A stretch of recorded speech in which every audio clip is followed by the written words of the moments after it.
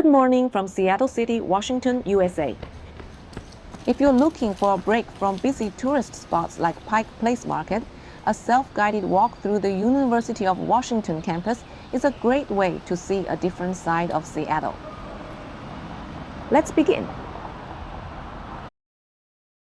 The University of Washington, or UW as locals call it, was founded in 1861.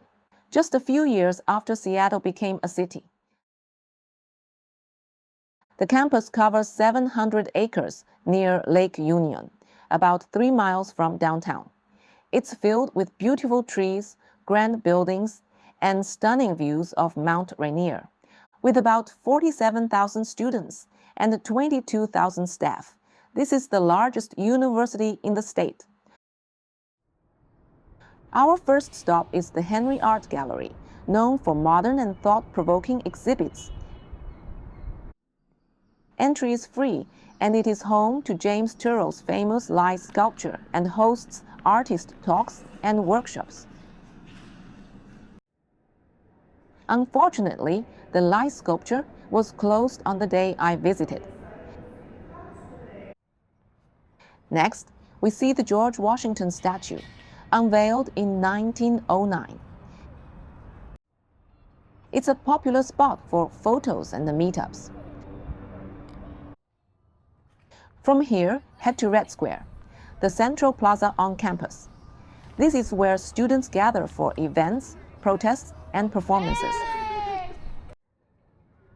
Around the square are key buildings like Kane Hall, Odegaard Library, and the Suzzallo Library. Suzzallo Library is often called the Harry Potter Library because of its grand reading room with huge stained glass windows.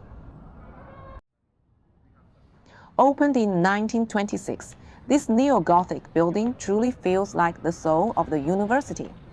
Sadly, the library was closed on Saturday, so I didn't get to see the famous Harry Potter room this time. Next, we pass Mary Gates Hall, the Center for Undergraduate Learning, and arrive at Drumheller Fountain. Built for the 1909 Alaska-Yukon Pacific Exposition, it's now surrounded by science and engineering buildings. At Rainier Vista, stop for one of the best views on campus. From here, you can see Husky Stadium, the UW Medical Center, and the Bronze W at the campus entrance. We continue to the Husky Union Building, or HUB. This is the heart of student life.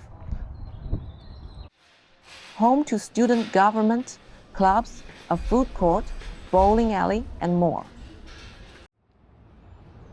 Nearby is Intellectual House, a longhouse-style space that supports Native American and Alaska Native students and their communities.